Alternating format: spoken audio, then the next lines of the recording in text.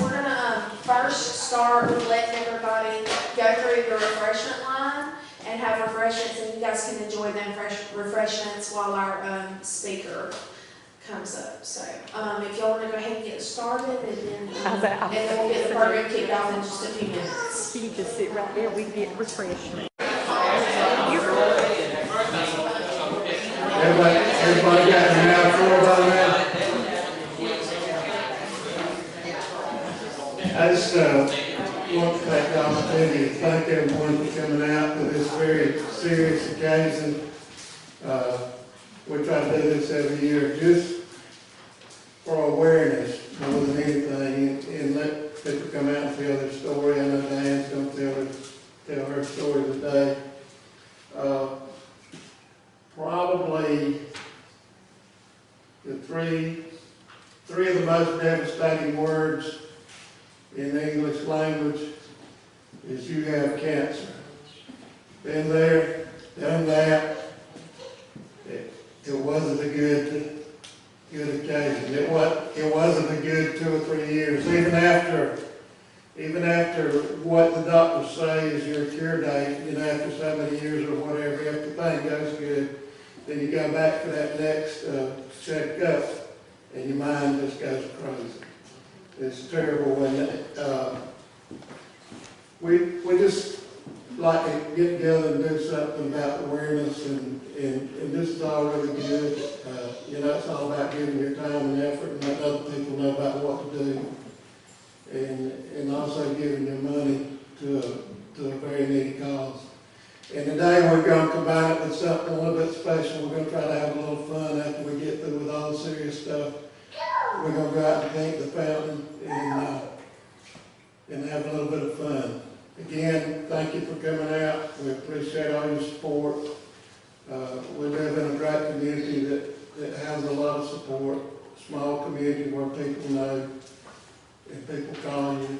I know when I got diagnosed with prostate cancer, I had call after call after call, and people you'd really been friends with in the past and pretty much forgotten about. The phone rings and they sit there and they're willing to talk. And one thing that helped me most of all afterward is when I got to pick up that phone and call my friends when I heard they'd been diagnosed with cancer. So it's all good. You live in a great community. Thank you for your support. Thank you for your help.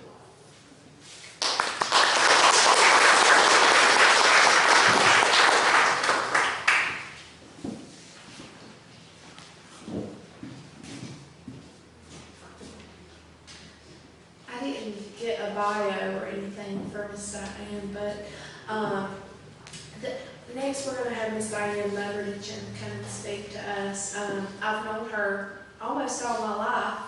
I grew up, we went to church together, and she has been very involved in our community. She is a 2-time cancer survivor, and I know that she has a great story to share with all of us. She is an inspiration to me, and I'm sure she will be to all of you as well. So, Miss Diane.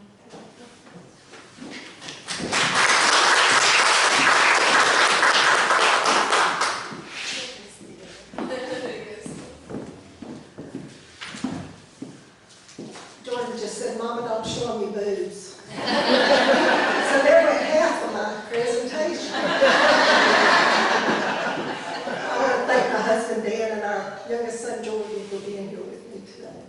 How many of you, I'll make y'all work a little bit, how many of you are breast cancer survivors? Raise your hand high. You're proud. Okay. How many of you have survived some other kind of cancer? All right. And how many people know somebody that is your good friend or is a family member that has survived cancer? Yeah, it touches just about everybody. My story starts 20 years ago. I was in my mid-40s, so now I'm in my mid-60s. I have been having mammograms since I was 37. Lived in Atlanta, and we were told that we should get a base mammogram at 37, so I did. No problems. Let's go forward until 1999. I'm about to start start a new job, and I realize it's time for my mammogram. Might as well get that done so I don't have to take off work. I don't really want to go. Maybe I'll go after, well, I went anyway.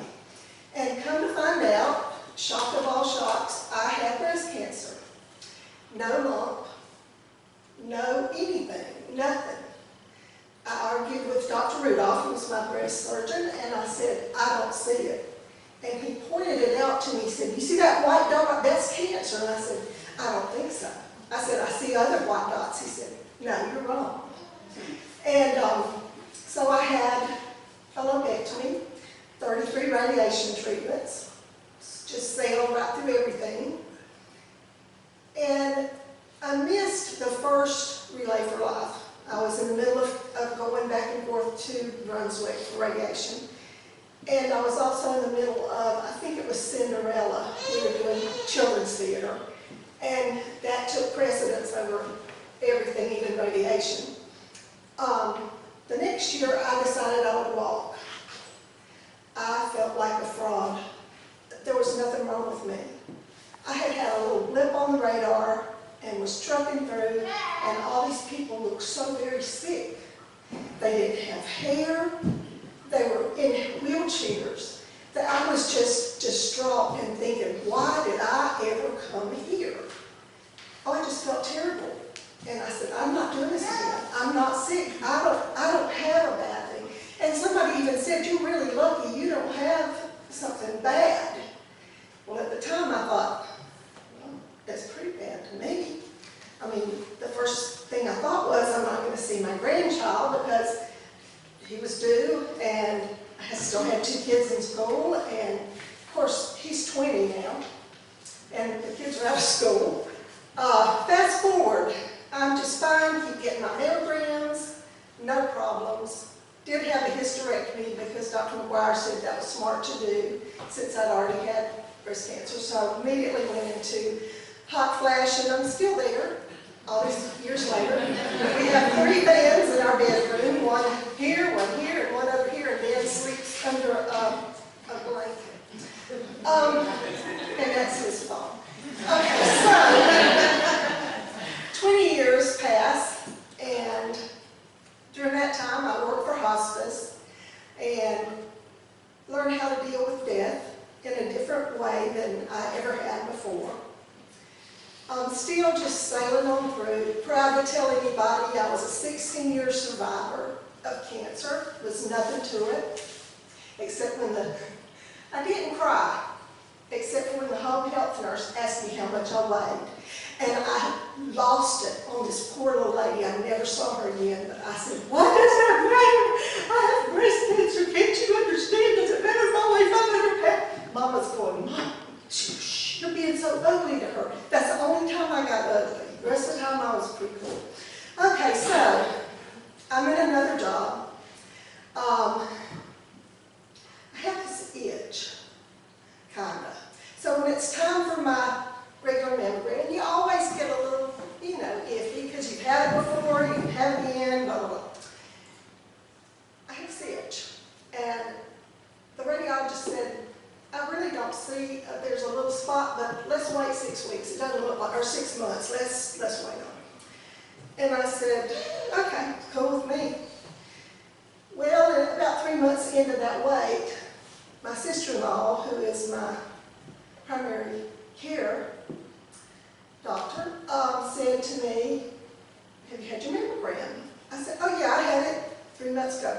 They said a little spot, but waiting six months, and she said, with your record? Oh, no, you're not. And she sent me on to the Memorial Breast Cancer Center where Dr. Rudolph had retired. And Dr. William Gurak saw me. He couldn't find it. Sonogram, nothing. So just to be on the safe side, let's do biopsies. And so a different radiologist did my biopsy. She found 2 cancers. One of them was still in situ, or inside the cells. The other one had infiltrated, but was very, very small. So now, both breasts have been affected, and I have to have a double mastectomy. I'm mad. I'm furious. I'm going to tear up all my pink ribbon stuff. The pink ribbon did me absolutely no good. I want a black ribbon. I'm going to wear it around my neck. This is the stupidest thing. How could my body give up and do this again? So I try to keep my sweet disposition. And I probably had a glass or two of wine to help that. I ended up having surgery again in June of 2015. I had a double mastectomy and something called a deep flap, which I talked with the lady coming in. She had the same surgery. Everything went well. It's a 10-hour surgery. My family looked like the devil when I came out, but I was pretty. And everything looked like it was just going fine. I got an infection, ended up back in the hospital. It wasn't bothering me. I had a pain pump, and I was happy as a clam. I mean, people came to see me. They brought me all kinds of stuff. I still didn't feel sick. I was still kind of bad. And that's why I had the deep flap. I said, you know, cancer took away so much. I just felt like it had gotten too much from me. And so that's why I had the reconstruction. I don't know how the others of you feel. At one point, probably the first time if I needed one, I would have not had a rib revealed. This time I wanted everything. I wanted everything back that I felt like I was missing. So, here I am. I still have to check myself. If you see me in the grocery store and I'm doing this, just wait. Even though there's nothing really to do that, you still have to stay on top of yourself. You are the one that takes care of you. Now, I had good care from Dan and my kids and my family, but I'm the one that has to take care of me. And the best thing you can do for yourself is to have the tests, ask the questions, check yourself, even if you're in the grocery, check out mine, and your friends stand there going, what in the world are you doing? The only thing in all of this that I can say that I think puts it where I am now, the thing that I miss most is my navel. I lost it in the infection. And not that I like to stand with my finger in my navel, but I feel a real heartache for my navel. Everything else is cool. If they ever figure out how to make me a new one, I will make a picture and put it on Facebook. Thank you for listening. And just check yourself, get your mammograms. If you have problems, don't put it off, because neither time did I have a lump, and it happened. So, thank you.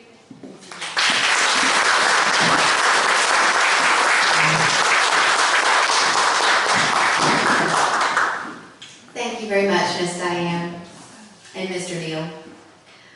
We appreciate this awesome crowd that is here today. You know, we've done this event for about 5 or 6 years, and every year there's a bigger and bigger crowd, which is a fantastic tribute to all of you. By the way, I'm Jill Blizzard, and I work at the hospital. As a reminder, we encourage everyone to schedule their annual mammograms. Please don't wait to where it's 13 months since your last one before you even pick up the phone call, before you pick up the phone to make that appointment. It should be every 12 months. It can make a difference. So if you're thinking about it, if you're thinking, well, I'll just kind of wait, like Miss Diane alluded to, I'll just kind of wait till it's more convenient, let me get through the holidays. Do not wait. Every 12 months. Our hospital does offer 3D technology. We procured that several years ago, and folks around here may or may not know that. But we do have the 3D technology, which enables for a much better picture than what was available before.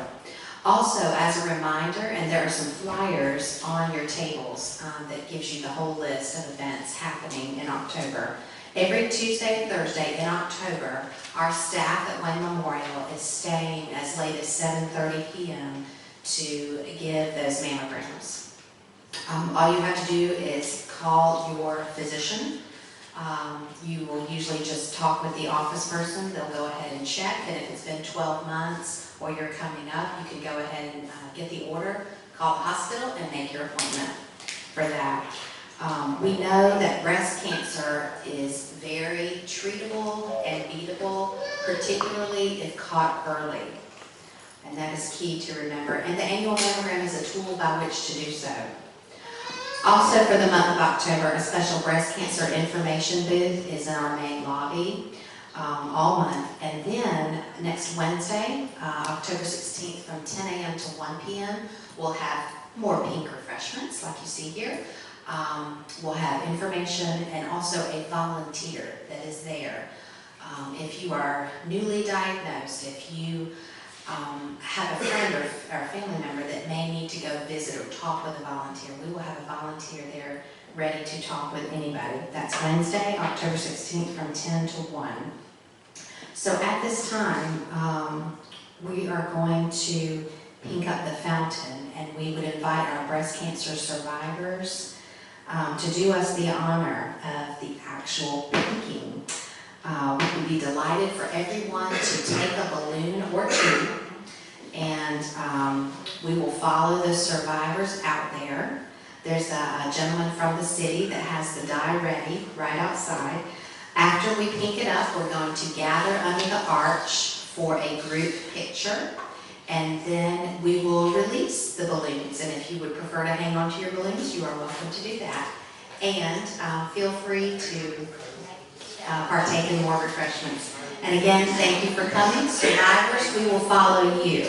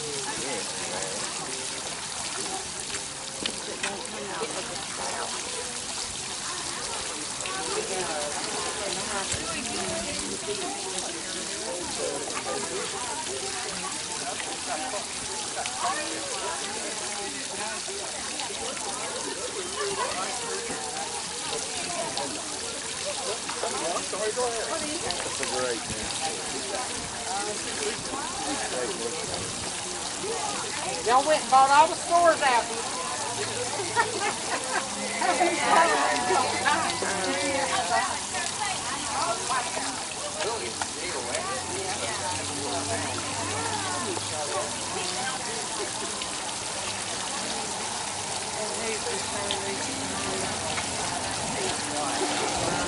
Bob, you gonna come? I think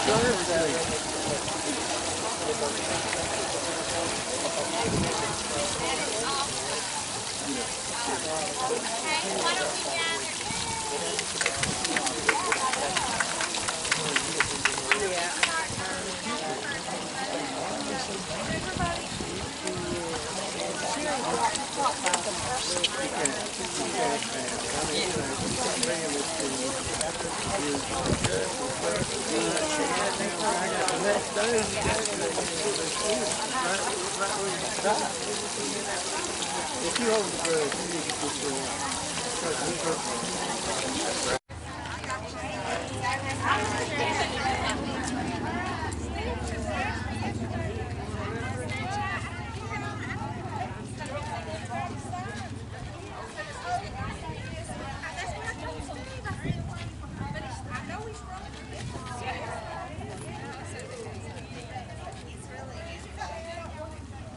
Okay.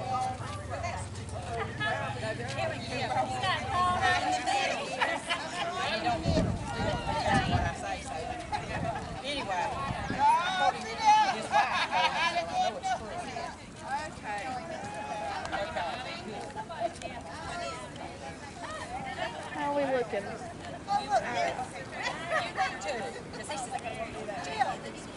Mr. Deal, y'all want to fill in? Come up. Mm-mm. All right. All right. Well, we have more on this side than that side, but. The left side is good too.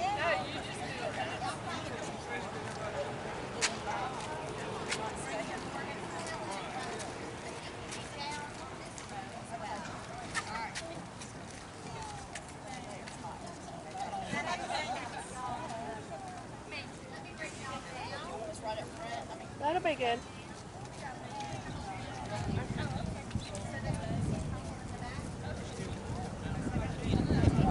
Okay, how's that? All right. I think that's better. Tell them what All right. I can't see Jason. He's talking. He don't listen. There you go. That's better. Yeah. Mr. J, do you want to move over a little bit? We can't see you. Yeah. All right. Okay, everybody look this way. Okay. On 3.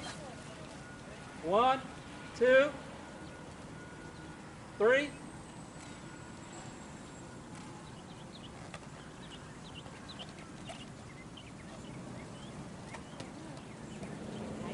got a good one of them all together? And then we could do a countdown and let them release it.